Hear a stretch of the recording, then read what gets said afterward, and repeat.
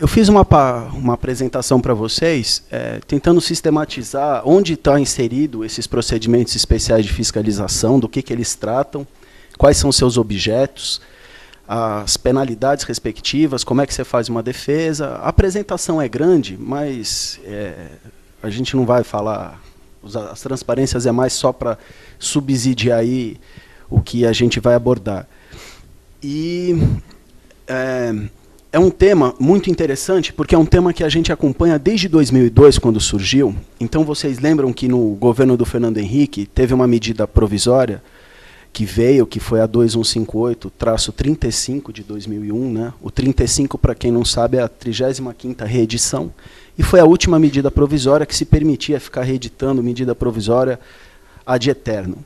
E essa medida provisória ela foi consolidada por uma emenda constitucional, e ela trouxe muita coisa para o âmbito do comércio exterior e do direito aduaneiro. E a principal que ela trouxe foi a possibilidade de procedimento especial de fiscalização. Então a gente vai entender o que ele é e por que ele é tão complicado na vida do importador. Né? Então aqui para vocês a questão de onde está na Constituição. Tá? A gente que acaba sendo jurista, assim, advogado, a gente tem uma interpretação um pouco diferente do fisco. Né? A gente parte de uma interpretação vendo a Constituição, da Constituição, as emendas, a lei complementar, a lei ordinária. E quando muito você chega no decreto, você chega em instrução normativa, enfim. O fiscal ele age totalmente diferente. Né? A fiscalização ela parte da interpretação reversa. Então ela vem primeiro da ordem de serviço, depois ela vai para a portaria, para a instrução normativa, quando muito ela chega na lei. Então os grandes conflitos que a gente tem é exatamente essa interpretação. Então você só faz o que você está proibido por lei, o outro só faz o que está previsto na lei. Então realmente é complicado. Então eu trouxe aqui uma definição de comércio exterior, que regula o tráfico de bens, de pessoas, enfim. Quais são os interesses tutelados? Isso é muito interessante. Às vezes a gente pensa, né, que comércio exterior está preocupado com arrecadação, enfim. O comércio exterior, a arrecadação é secundário. O mais principal é a questão de segurança e dos interesses chamados primários, que é a saúde, interesses voltados assim, efetivamente com aquilo que aconteceu com os Estados Unidos em 2001, né, com 11 de setembro. Aqui no Brasil a gente vê que o nosso comércio exterior ele é muito fiscalista, ele é sempre voltado para a arrecadação. Então você veja que tudo que é penalidade vai ser sentido no bolso do contribuinte, mas ela está sempre, vamos dizer assim, pululando em quê? Em questão de valoração aduaneira, em questão de classificação fiscal. Então, no fundo, às vezes o controle ele é mais feito como uma forma de arrecadar do que como para preservar esses interesses mais nobres aí que a gente tem quando fala de direito aduaneiro. Eu vou trazer aqui para vocês uma definição para a gente entender o procedimento especial de fiscalização onde ele se insere. Então, quando você faz uma declaração de importação, você vai ter, vamos dizer, grosso modo, dois tipos de obrigações principais. Uma é cumprir exigências. Então, eu tenho que atender uma licença de importação, eu tenho que me sujeitar a um regime de controle para importar aquela mercadoria, e eu vou ter que pagar um tributo específico pela classificação que aquela mercadoria vai ter dentro da ANESH, enfim, da nomenclatura comum. O que acontece? Se eu erro essa obrigação formal de apresentar, declarar corretamente, atender às exigências regulamentares, eu vou sofrer uma sanção. Da mesma forma, se eu deixar de pagar os tributos que são devidos, eu vou sofrer uma penalidade. Então você teria, grosso modo, 3 tipos de relações aí quando a gente fala de comércio exterior e que vão desembocar no que o procedimento especial vai apurar. Então é uma relação ou de você cumprir exigências, ou de você pagar tributo, e depois, eventualmente, você não cumpriu as exigências e não pagou o tributo adequadamente, você vai sofrer as penalidades, que a gente sabe que em comércio exterior são extremamente fortes. Né? Quando a gente fala de procedimento especial de fiscalização aduaneiro, o Rogério falou para vocês aí a questão que a Receita, né, não quer nem saber se você agiu bem, se você agiu mal, enfim. Na verdade, isso daí é o histórico que a gente tem do conceito de infração, tá, no âmbito fiscal e também no âmbito aduaneiro. As infrações, elas são de caráter objetivo. Então, ela não quer saber se você deixou de pagar aquele tributo porque o teu boy atrasou, não foi ao banco no horário adequado. Isso não interessa. ela quer saber se foi pago ou se não foi. Então, no âmbito aduaneiro, você também tem essa característica. Só que quando a gente fala de procedimento especial de fiscalização, isso muda um pouquinho de figura, porque várias dos fatos que são apurados e que vão culminar nas consequências de uma lavratura de um auto de infração ou de uma representação fiscal para fins penais, que hoje todo mundo vê em qualquer procedimento especial, tem lá no final a conclusão, auto de infração e a representação fiscal para fins penais. Não dá só para ter o caráter objetivo, porque são condutas com repercussão no campo criminal, no campo penal. E quando você fala de direito penal, aí a responsabilidade é subjetiva.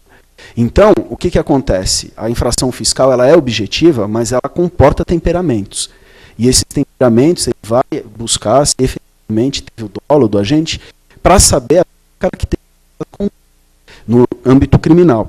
E alguns fiscais que eles praticamente fazem uma inculpação como se fosse um promotor de justiça.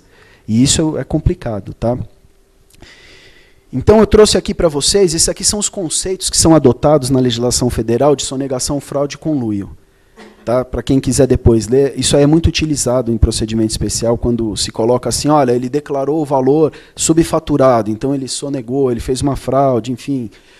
Vocês vejam aqui que o que eu estou falando da questão objetiva da infração, né, o Código Aduaneiro, aqui o Regulamento Aduaneiro, ele praticamente repete o que está no Código Tributário Nacional, dando esse caráter objetivo da infração, tá?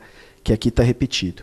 Aqui eu só ressalto para vocês a posição do STJ, em vários casos de venda FOB, de mercadoria, de venda de café. Para quem não sabe, era muito comum você fazer o FOB, né, internamente, não o FOB que a gente faz aqui no comércio exterior, mas o FOB interno, que você pega e vende a sua mercadoria e deixa que o adquirente vá lá no seu estabelecimento e faça todo o transporte dessa mercadoria. E aí o que acontecia? Você tinha aqueles casos, né, os famosos passeios virtuais. A mercadoria era destinada lá para o Nordeste, com a alíquota de 7%, e, na verdade, essa mercadoria vinha internamente para São Paulo e se usava, né, a alegação de que a cláusula FOB determinava que um terceiro fosse lá pegar essa mercadoria que você não poderia ser responsável. Então, com base nesses casos, né, é um caso polêmico, a jurisprudência é meio dividida, no final acabou sendo mais fiscalista, mas as decisões do STJ apontam que a responsabilidade tributária, ainda que objetiva, ela contempla temperamentos e você tem que, sim, buscar aquela subjetividade do agente se ele agiu para fraudar mesmo.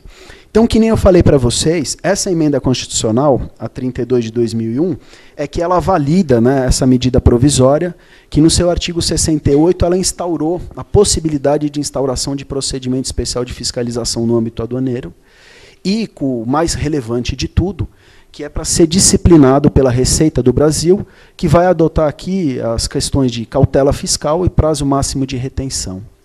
E aí a gente chega, né, naquela grande questão.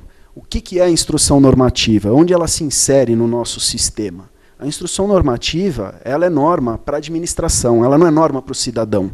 Então, um grande problema que a gente tem de choque de legalidade no Brasil é exatamente você ter certas normas que são voltadas para o poder público, para o executivo, para ele aplicar a lei e fazer com que a lei seja aplicada corretamente e de forma igualitária para todos, que se transformem em normas que obriguem o cidadão.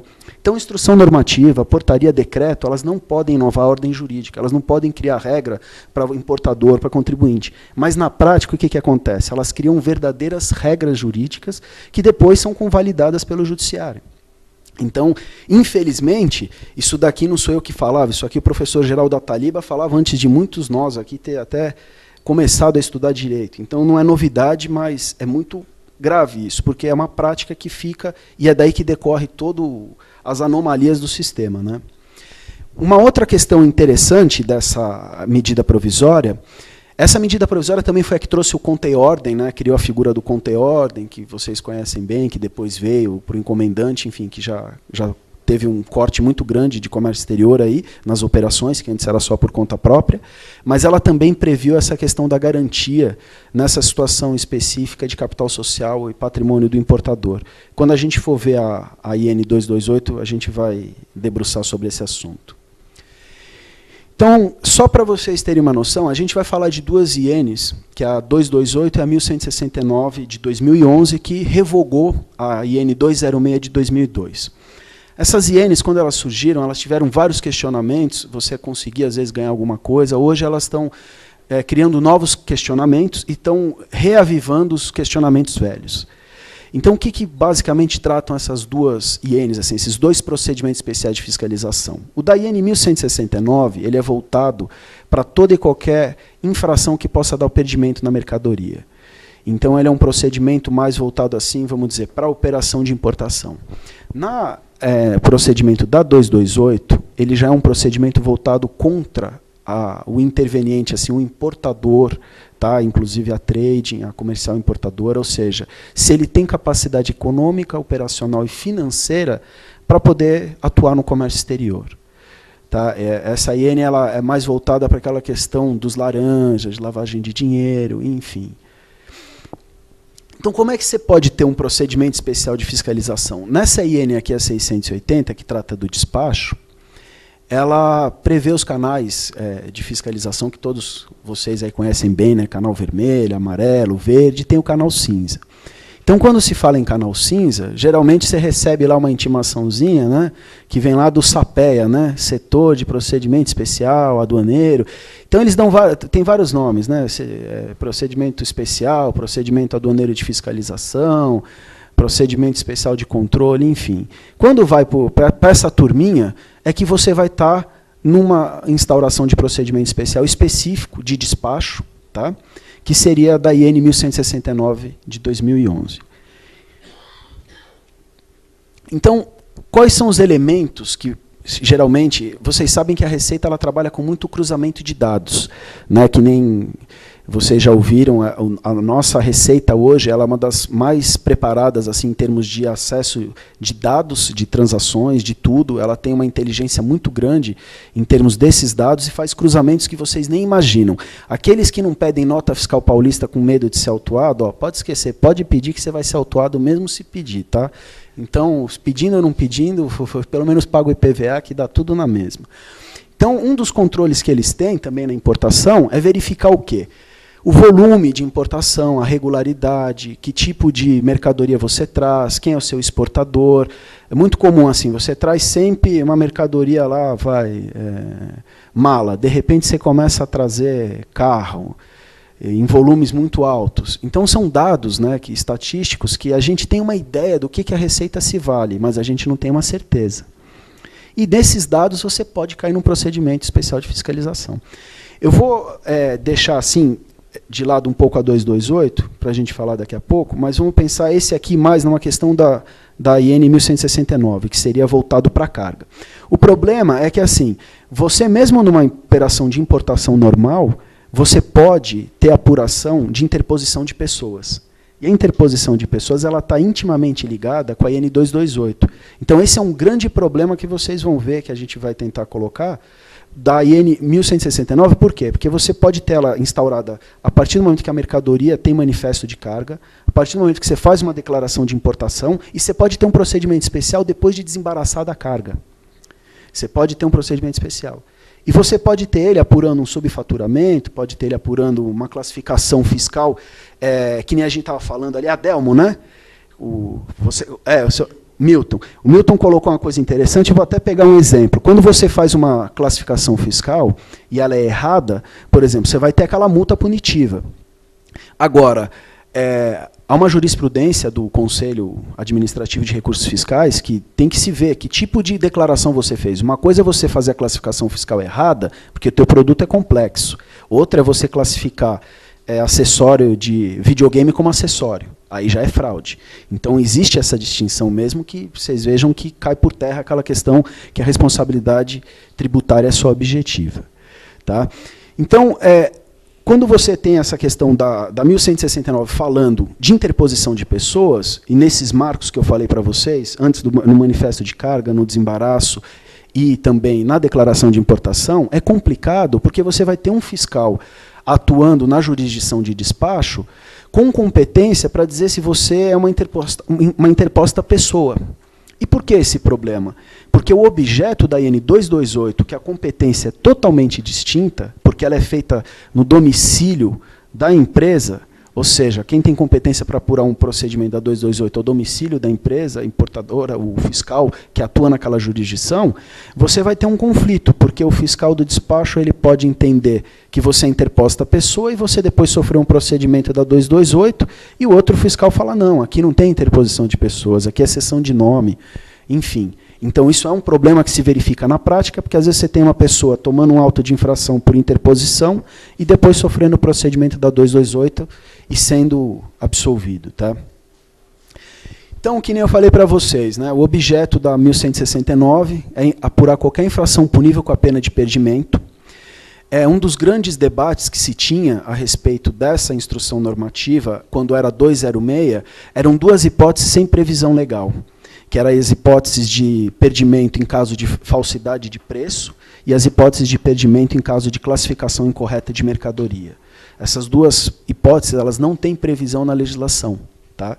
Mas a IN previa como causa para apuração e instauração do procedimento. A IN 1169 ela não diz nada a respeito, mas é óbvio que, na prática, ela está aplicando o mesmo entendimento da IN passada. A IN antiga, 206, ela previa garantia. Então, quando você tinha no procedimento especial sua instauração, vocês sabem que ele é um procedimento que ele pode ser instaurado com 90 dias de início e prorrogação por mais 90 dias. Então, um dos grandes problemas é a questão de contagem de prazo. Como é que se inicia o procedimento, se ele se suspende, como é que suspende, quer dizer, toda vez que o fiscal te intima, você não atende, está suspenso, está correndo. Isso são questões bem complexas.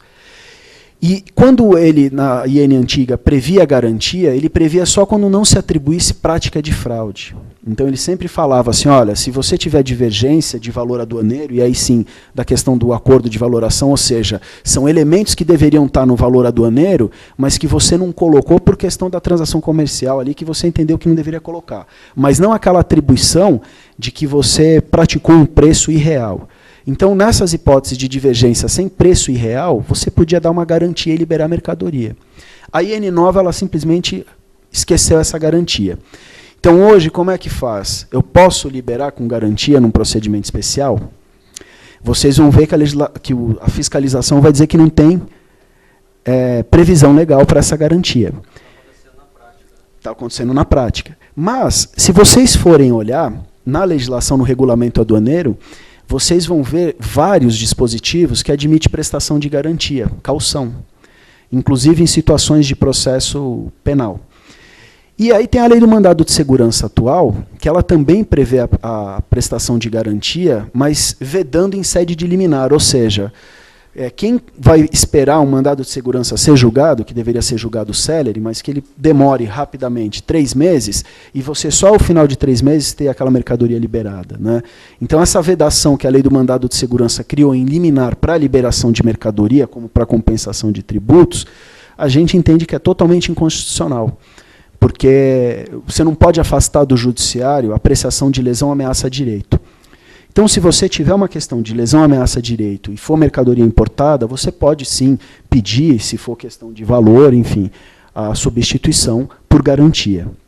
Geralmente a jurisprudência aceita quando não se tem imputação de fraude.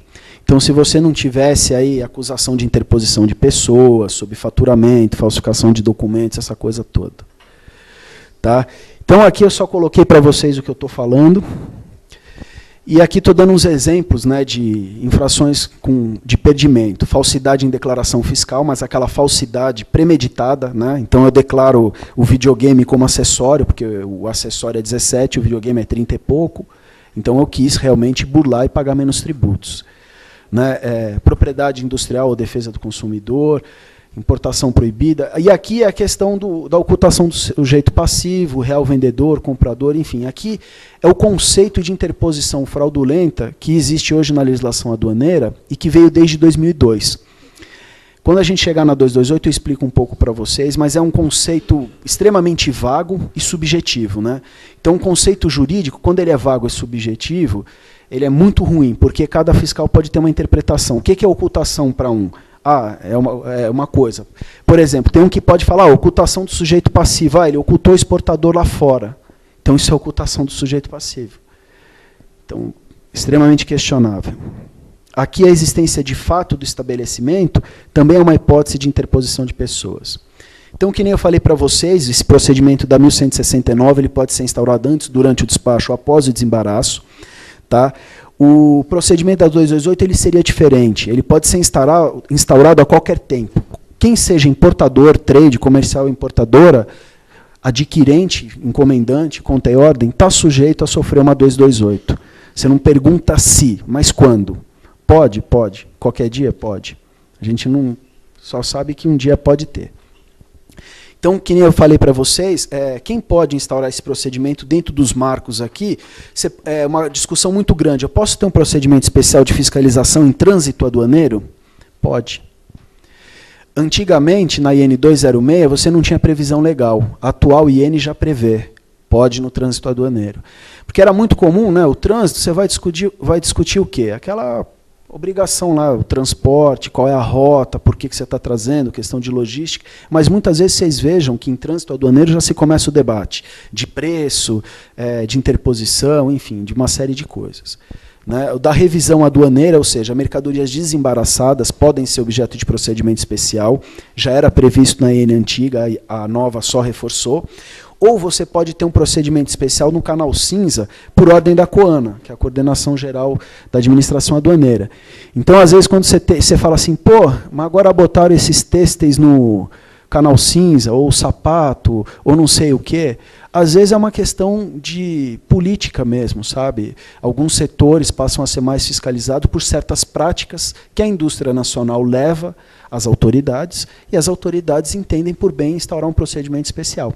Vocês sabem que hoje, tanto o setor dos têxteis quanto dos calçados, eles estão praticamente atrelados a um procedimento especial de fiscalização que segue esse rito aqui, quase que automaticamente. Por quê? Porque eles são produtos que estão extremamente, vamos dizer assim, voltados, né, estão imbuídos de práticas desleais, então eles acabam sendo colocados. E aí é aquela velha história, o bom paga pelos maus. Então aqui você tem, né, a questão do prazo e da defesa. Então o prazo desse procedimento ele é de 90 mais 90 dias. Isso daqui, quando eles vieram em 2002, era muito discutido. Por quê? Porque você não tem nenhuma legislação formal, lei mesmo, não instrução normativa, um prazo tão dilatado para controle de fiscalização. Se a gente for pegar um exemplo, quem atua no processo fiscal tributário, vamos pegar o federal, tá? Que é mais abrangente, e até porque os municípios e o Estado acabam copiando um pouco tudo dessa legislação. Você pega no âmbito federal, você tem um procedimento especial de fiscalização que ele se prorroga 60 mais 60. Tá? E aí tem uma discussão muito grande. Se você for ler o decreto 70235 de 72, que é o diploma que rege o processo fiscal tributário, você veja que ele fala 60 mais 60 sucessivamente. Então, o que seria isso? O cara pode ficar durante o prazo de decadência do tributo me fiscalizando? Há gente na doutrina que entenda que sim, há gente que entenda que não. Mas vocês vejam que, no âmbito federal, do crédito tributário, são 60 dias mais 60, 120. Aqui no aduaneiro são 90 mais 90. Só que a realidade aduaneira e de comércio exterior é muito diferente, porque você lida com questões sazonais, dinâmicas. Você hoje tem uma mercadoria, você tem que vender ela amanhã, porque na semana seguinte ela já deixou de ter preço.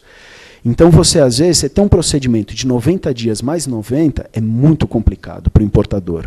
E, às vezes, para chegar e ter uma conclusão fiscalista. Por exemplo, tive 2 casos idênticos, apurando o têxtil, em que as 2 empresas são seríssimas e estão no mercado há mais de 12 anos, fizeram tudo correto, comprovaram toda a operação, e o fiscal instaurou lá o procedimento especial de fiscalização, colocando, olha, suspeita de subfaturamento. Mas ele não diz o que foi a suspeita de subfaturamento, não diz nada. Ele só põe, olha, está no canal especial aqui porque você é suspeita de subfaturamento. E o engraçado é que os 2 casos tiveram conclusões distintas. Então, num deles, foi aplicado o perdimento por falsidade ideológica. Então, eu vou explicar isso aqui para vocês rapidamente. Mas vamos para o outro. E o outro, ele deu a multa de 100% pelo preço, pelo subfaturamento, que é o que tem previsão na legislação, e mais a cobrança de diferença de tributos.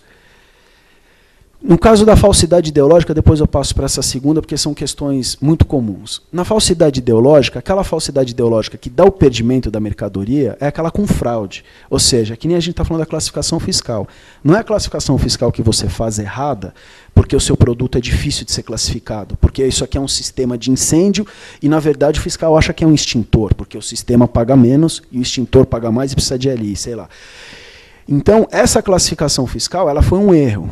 Ela não é uma falsidade ideológica. Diferentemente, é aquela do fulano que declara lá videogame como acessório.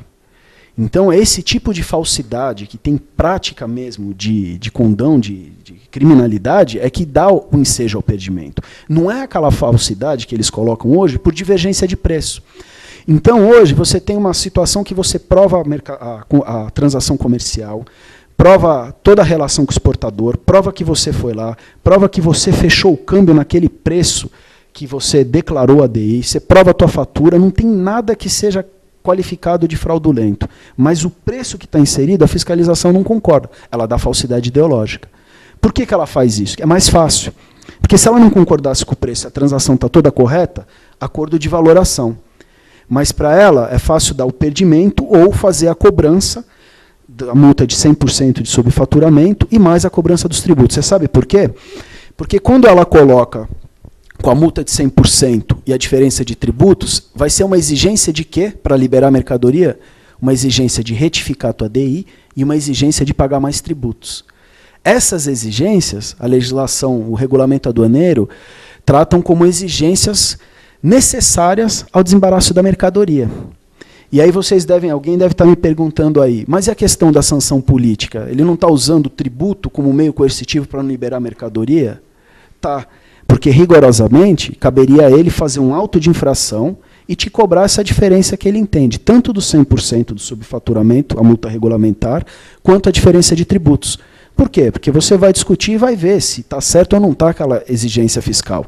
Agora, na prática, você vai ter que adotar uma das seguintes posições. Ou você paga e libera, porque você precisa da mercadoria, ou você vai se manifestar dizendo não concordo, isso aqui está errado.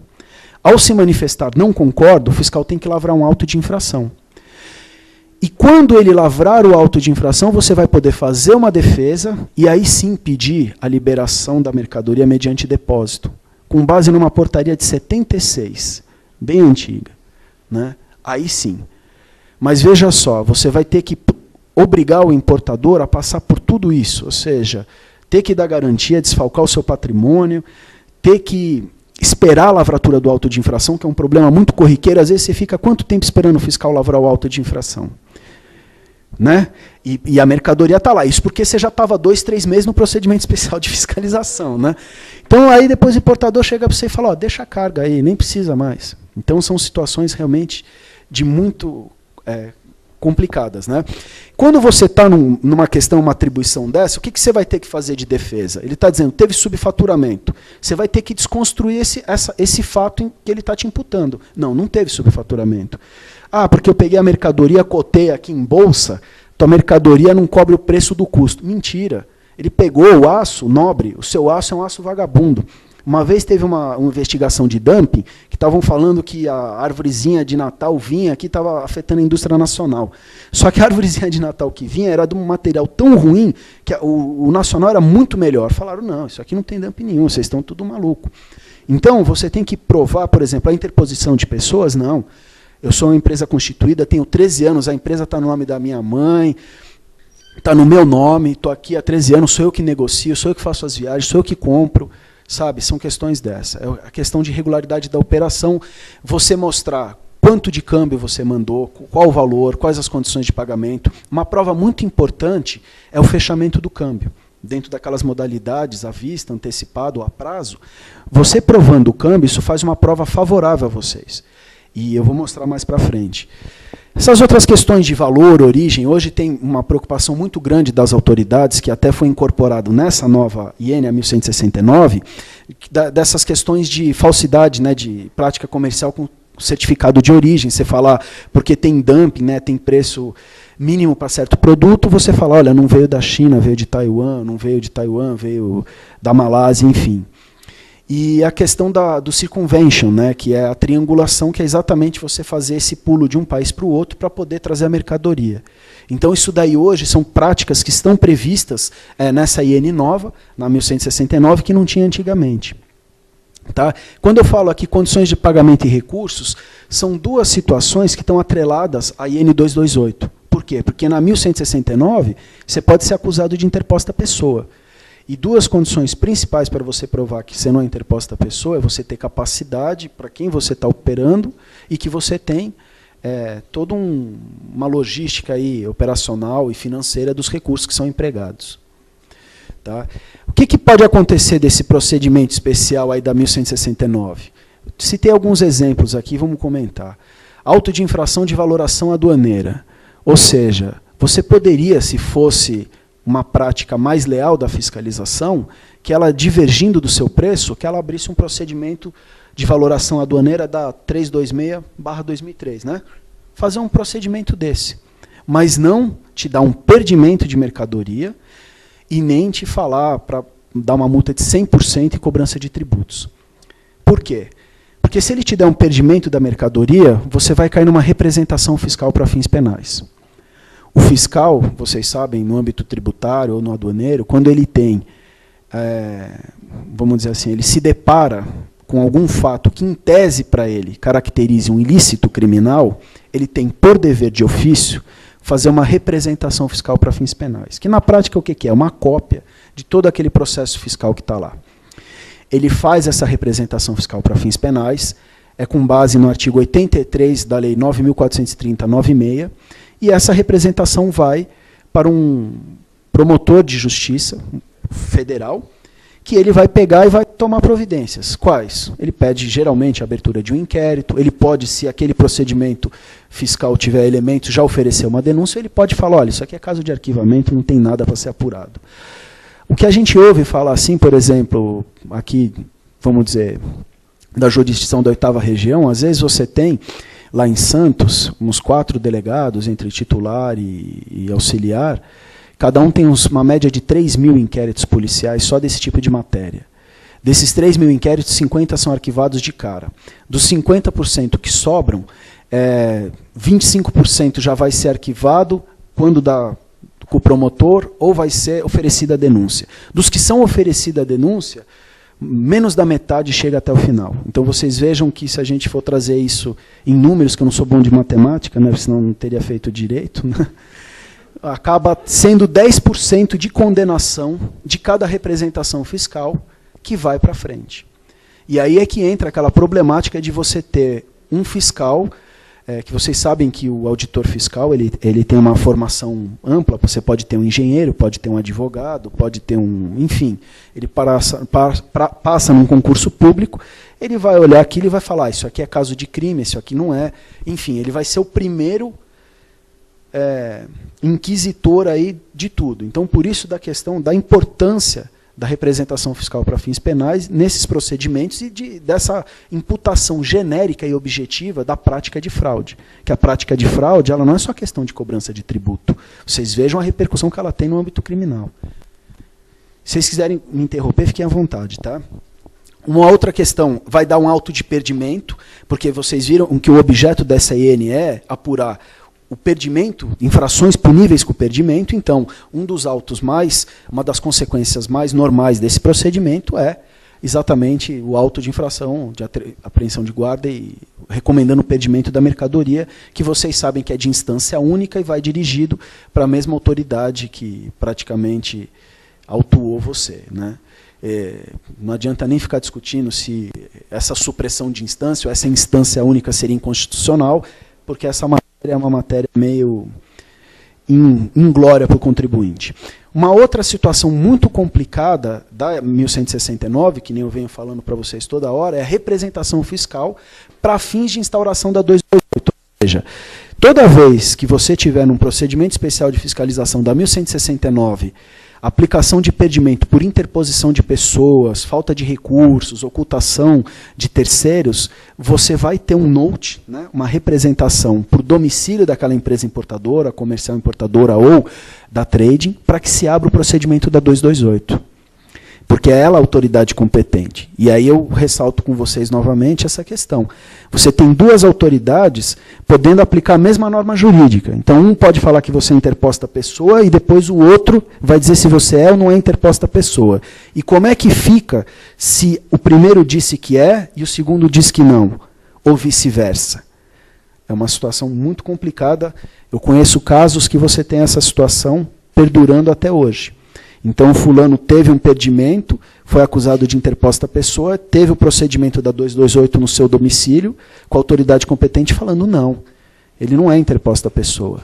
Só que aquele auto de infração que foi lavrado de perdimento, ou que às vezes, vamos pensar assim, foi lavrado o perdimento, mas não foi encontrada a mercadoria.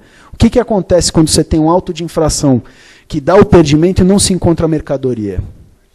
A conversão de 100% do valor aduaneiro. E aí você tem o início de um outro procedimento, você vai ter o início de cobrança de crédito fiscal. Então, aquele perdimento, ele vai ter um número, era 100 mil, ele vai virar 100 mil de crédito fiscal e vai seguir o rito do 70235, ou seja, vai ter um auto de infração, direito de defesa, direito de recurso, final, inscrição em dívida ativa e execução fiscal. Então, e tudo isso contra a pessoa jurídica. Só que aí a pessoa jurídica fechou, se encerrou, o que vai acontecer? Sócio, né, redirecionamento. Então, é uma questão muito complicada. Hoje, isso daqui já acontecia na prática com a IN antiga, a 206, que é a representação para cobrança de tributos internos. Agora, essa IN ela prevê expressamente a 1169. O que é essa cobrança de tributos internos? Tem muito importador que ele, quando ele cai numa situação desses tributos com subavaliação de base de cálculo, o que acontece? Ele está recolhendo menos tributos sobre o faturamento, sobre o lucro. Então, acaba se fazendo uma representação para que um outro fiscal com uma outra competência, que é o fiscal de legislação mesmo, de imposto de renda, contribuições, enfim, ele passe a apurar o quanto de, vamos dizer assim, de valores foram omitidos daquelas incidências tributárias. Então, isso, antigamente, você tinha essas consequências, mas hoje ela está lá direitinho lá na IN. Tá? Então, aqui alguns questionamentos da 1169 que estão aí no judiciário e sem prazo de término. Né? Por exemplo, um procedimento especial de fiscalização, ele ofende o devido processo legal, presunção de inocência? O que acontece é assim, gente, quando você está num procedimento de fiscalização, vocês vejam que você não tem direito de fazer defesa, né? Você é chamado para prestar esclarecimento, vocês já repararam? Você é chamado assim, como é que é essa operação? O que foi feito? O que não foi feito? Quem que é o importador? Quem que é o exportador? Tem galpão? Tem armazém? Quem é o adquirente no mercado interno? Como é que você pagou? Como é que você fechou o câmbio? Você não chega lá e fala, olha, para responder. O que acontece? Os procedimentos especiais de fiscalização, ou seja, os procedimentos investigatórios, seja no âmbito aduaneiro ou no tributário, eles têm um cunho investigativo, assim, um cunho inquisitivo, seria parecido com um inquérito policial.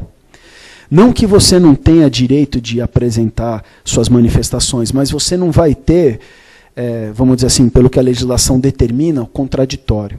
Então, vocês têm duas situações. Né? Você tem uma parte da doutrina que fala, não, direito à ampla defesa, é cláusula pétrea, que está no artigo 5º da Constituição, você tem desde o procedimento de fiscalização, desde o dia que ele te chamou para prestar esclarecimentos. Por quê? Que nem eu estou falando aqui para vocês, esse procedimento ele tem uma consequência muito grave no âmbito penal. Por ter isso, você tem direito de se defender da forma mais ampla possível. Uma outra parte diz que não. Esse procedimento ele é inquisitivo, você presta esclarecimentos. Quando da lavratura de um auto de infração, é que você teria um litígio, desde que seja oferecida uma defesa. Então, aí sim, quando você tivesse essa formação, né, entre um auto de infração e uma defesa, teria o contraditório, e aí sim você iria para o campo da cláusula da ampla defesa e do contraditório e tudo isso. Olha, essa questão de dupla instância, só para registro, é interessante, que os colegas falaram, o Supremo, ele já em algumas manifestações, inclusive com o Sepúlveda Pertence, porque... Né, de que o duplo grau ele não é, vamos dizer, uma garantia absoluta. Você pode ter legislações que prevejam um recurso só. Você tem vários exemplos. O recurso, por exemplo, da lei de execução fiscal até certo valor é um recurso único. O recurso do juizado especial civil ou criminal, às vezes, tem uma situação de recurso único. E o recurso de perdimento. Né? As decisões, por exemplo, para quem milita mais no processo civil, das decisões que não concedem a tutela antecipada ou que converte o agravo de instrumento em retido, são decisões irrecorríveis, que não teria o duplo grau. Então, o Supremo ele tem essa linha aí meio... que eu não sei se é a mais correta. Tá? Acho que, inclusive, Felipe, acho que uma das discussões dos projetos da comissão, quando foi colocado na nossa primeira reunião da Comissão de Direito Aduaneiro os projetos e as ações que seriam desenvolvidas pela comissão, esse tema foi um dos temas colocados, que seria trabalhado pela comissão um encaminhamento para que seja modificada a legislação diante da patente inconstitucionalidade dessa restrição. É verdade. Isso aí foi feito na época da ditadura, né, gente? A legislação originária do perdimento, ela previa dupla instância. Aí veio a ditadura e falou, não, agora é instância única. Bom, o que eu já falei para vocês de instrução normativa, isso quem falava muito até antes do Geraldo Ataliba era o professor Pontes de Miranda, né, um dos maiores juristas que o país já teve. Ele falava que portaria, né, é norma voltada para o porteiro. Por quê? É norma voltada para o porteiro no sentido da administração para dentro. Ou seja, essas normas, decreto, instrução, é para o fulano saber como é que ele vai aplicar a lei. E como é que ele aplica de uma forma que seja igual para todo mundo. Não é, sabe, é esse o sentido dessas normas. E aí é que tem o problema de você ter uma lei em branco, dizendo, olha, o prazo quem dita é a Receita, é ela que vai disciplinar o procedimento. Então vocês já vão ver aqui mais para frente que ela vem e fala, olha, aqui é um caso de instauração de procedimento em situação que não tinha o perdimento na lei. Por exemplo, classificação fiscal ou subfaturamento. Então esse que é o grande problema. Bom, agora a gente vai entrar... Quanto tempo tem ainda, Augusto? Dá sossegado. Bom, agora vamos falar da 228, tá, de 2002, que é a instrução normativa que veio incorporar a apuração da capacidade econômica, operacional e financeira dos intervenientes nas operações de comércio exterior.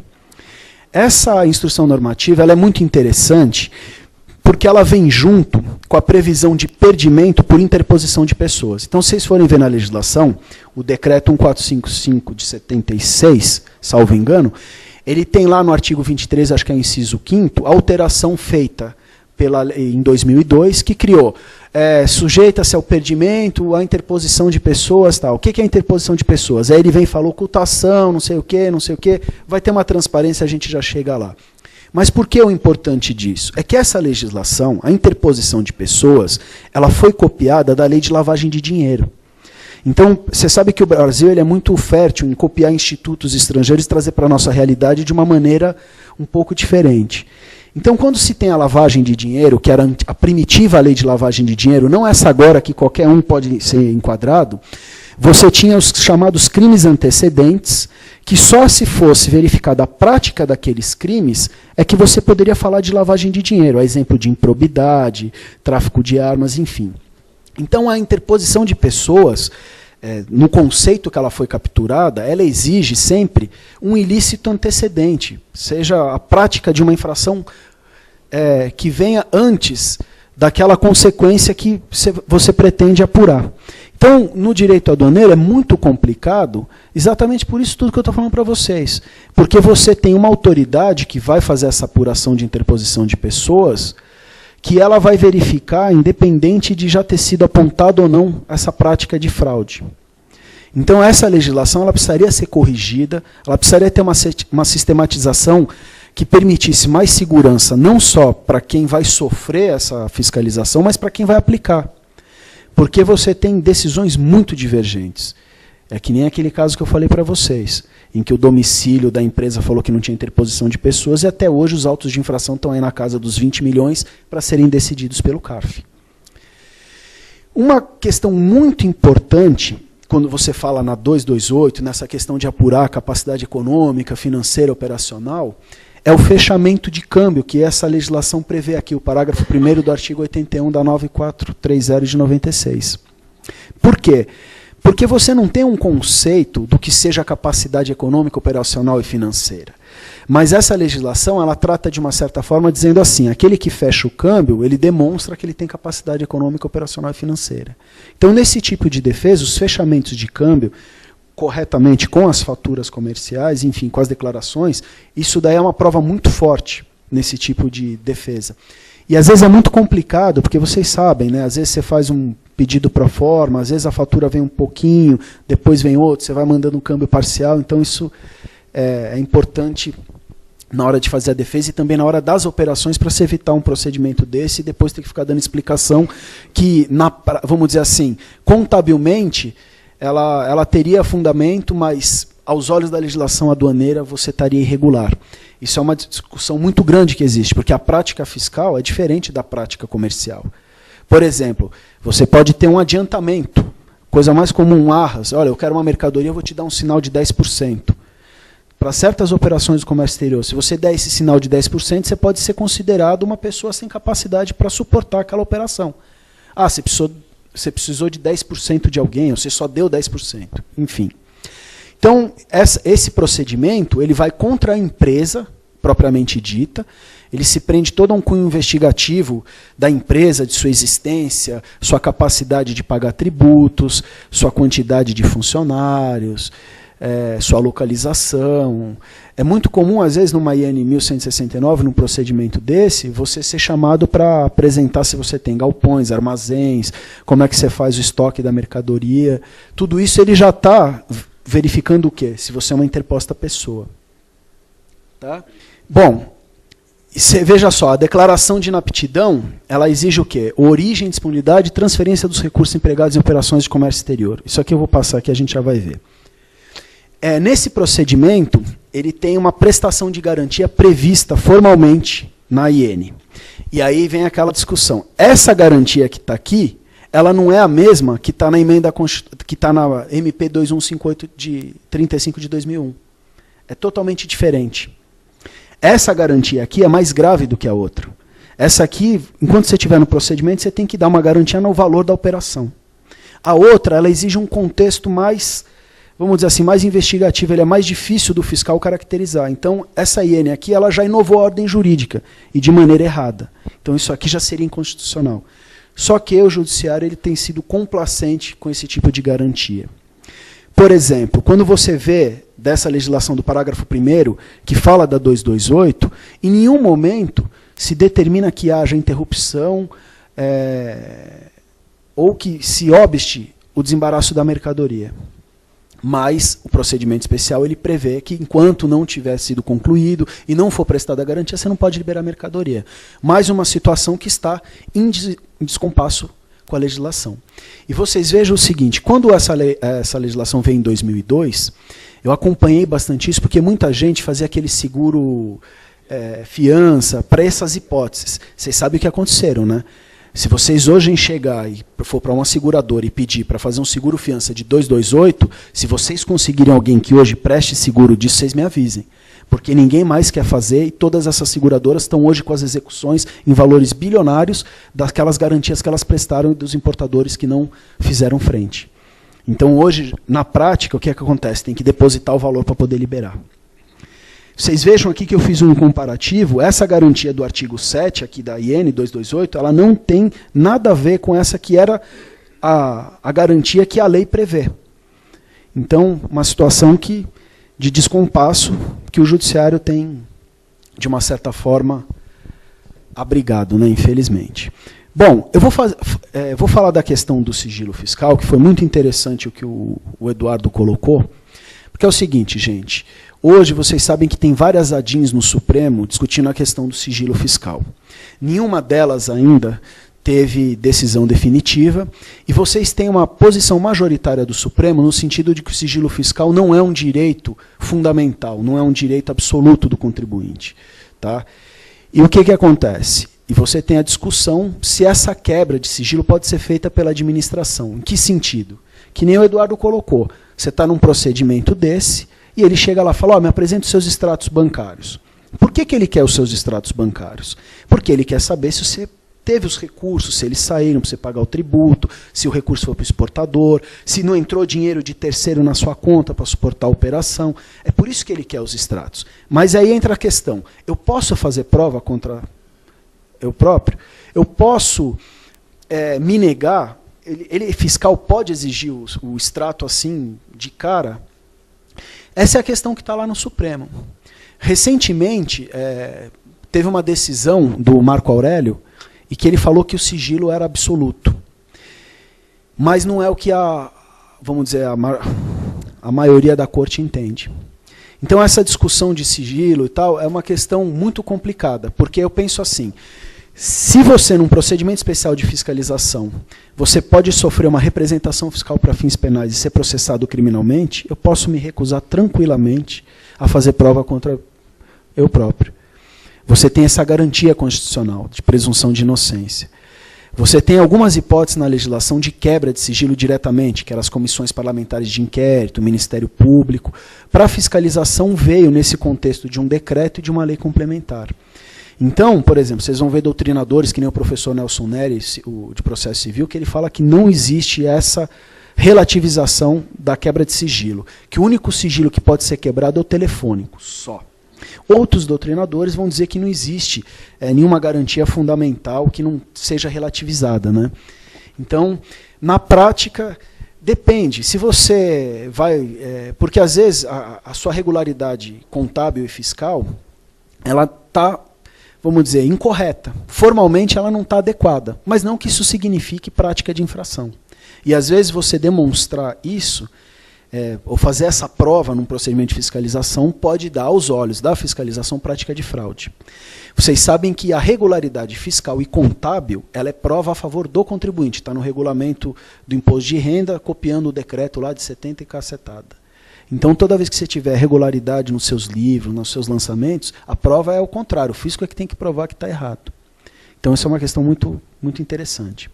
Vocês vejam aqui, ó, o que é o contexto de investigação que é feito na 228? Por exemplo, conta de telefone, PTU, alvará de funcionamento, regularidade dos livros, declarações de renda, contrato de câmbio.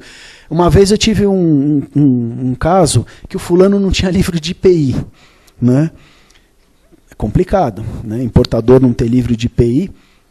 Então vocês vejam que eles se atrelam a essas questões de existência física da empresa, existência física dos recursos, disponibilidade. Antigamente a gente ia pedir o radar, né, a senha para atuar no Siscomex, ou seja, se habilitar como importador, era muito comum você ter que fazer prova, né, do alvará de funcionamento, tudo isso. Aí às vezes se apresentava um contrato de locação, o fulano não gostava.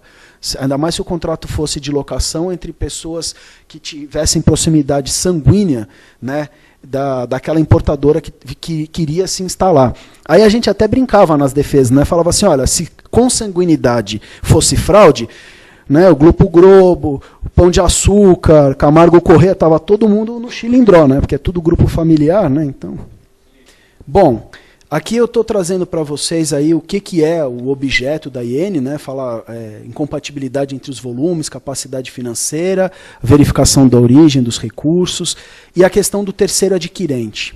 Tá? Como é que é feita a seleção da empresa para 228? Mesma coisa, cruzamento de informações contábil, fiscal e de comércio exterior. Tá? Essas informações a gente tem uma noção do que seja, mas não tem certeza. É meio dentro daquilo que eu falei para vocês. Né? Recolhimento de tributos, volume das operações, quanto tempo você é importador, qual que é o volume de valores que você faz, que tipo de produto, a classificação das suas mercadorias, enfim. A competência, que nem eu já citei para vocês, é o domicílio matriz da empresa importadora, comercial importadora ou da trading. E aí aqui é o roteiro, isso aqui é cópia da legislação, né? Você é intimado em 20 dias para fazer a defesa e apresentar toda a documentação e aqui, ó, documentos, identificação, constituição da empresa, energia elétrica, gás, ou seja, você vai estar sempre naquele universo, capacidade econômica, operacional e financeira. Uma das questões mais polêmicas que tem a respeito da 228 é essa aqui, integralização de capital social. Por quê? Porque é uma presunção de capacidade para operar o capital social. Mas não só, porque tem vezes que empresas que elas vão se habilitar para o comércio exterior, que o capital dela é de 50 mil, mas ela tem uma carta de financiamento de 5 milhões. Ou ela vai ter um financiamento pelo exportador de 10 milhões. Então está provada a capacidade dela para suportar aquela operação por não sei quanto tempo. Mas o que acontece? Na integralização do capital social, muitas vezes o contrato é feito de uma maneira dizendo assim, olha, os sócios integralizaram o capital em espécie. O que é esse em espécie, fiscalmente falando, para a Receita? Seria dinheiro saindo do bolso do sócio e indo para a conta da empresa. Isso na prática não acontece. Ou não acontecia. Hoje tem que acontecer. Porque se você cair numa fiscalização dessa e você tiver qualquer irregularidade formal no seu capital social, ou um capital social que deveria ser integralizado num prazo X e não foi, ou uma integralização mediante imóvel, enfim, qualquer irregularidade vai dar aso para que a fiscalização fale, olha, você não tem capital social integralizado, ou seu capital social não suporta as operações que você pratica. Isso daí é uma questão muito difícil de reverter. E por que ela é muito difícil de reverter? Porque ela vai se atrelar ao pedido de inaptidão do seu CNPJ. A garantia eu já falei para vocês, prazo de conclusão. Aqui está a legislação que incorporou aqui para o direito aduaneiro a interposição de pessoas, tá, gente? É o artigo 59 aqui, que veio dessa lei aqui 10.637 de 2002, que ela alterou o decreto, e ela diz aqui, essa é a definição jurídica do que é a interposição de pessoas. Esse conceito aqui é vago, obscuro e subjetivo. Qualquer um pode olhar aqui, o que vai ser para mim ocultação é uma coisa, para o outro é outra. Então, o que eu já falei para vocês, o que é a interposição de pessoas, assim, um extrato da experiência, a questão operacional, financeira e econômica, e você tem sempre um terceiro por trás, né, que você vai usar o recurso dele ou que você vai ocultá-lo. Então, a defesa também vai vir naquela coisa de desconstrução do fato que está sendo imputado, a regularidade das suas operações, os recursos e o seu capital integralizado. Aqui as conclusões, né, as consequências desse procedimento, você vai ter um auto de infração aduaneira, auto de perdimento de 100% se a mercadoria não foi encontrada, a mercadoria já tivesse sido consumida, representação fiscal para fins penais, porque se você está falando de interposição de pessoas, tem falsidade ideológica no meio, e a representação fiscal para você perder o seu CNPJ e não operar mais no comércio exterior. Então tem uma série de questionamentos, o prazo, a mesma coisa, 90 mais 90, se instrução normativa pode criar regra jurídica, razoabilidade na garantia, inconstitucionalidade, né, de privação de bens sem duplo grau. E eu só vou ressaltar aqui para vocês, para terminar, essa lei que veio em 2007, que ela tirou, né, dentro daquela definição jurídica de interposição de pessoas, uma das suas figuras infracionais, que é a cessão de nome. Ou seja, eu tenho dinheiro para importar, eu tenho capacidade, eu sou empresa forte, tudo, só que por algum motivo eu estou escondendo alguns terceiros. Eu não estou apresentando os terceiros, não estou fazendo uma operação vinculada ou por encomenda ou por conta e ordem. Então, nesse caso, a legislação prevê que quando isso ocorra, aquele que está emprestando o nome, ele tome uma multa de 10% e não mais tenha todo esse processo de interposição e de inabilitação para operar no comércio exterior. Tá certo, gente? E aqui eu trouxe jurisprudência e depois acho que isso daqui é disponibilizado para vocês. Obrigado aí, desculpa ter me estendido.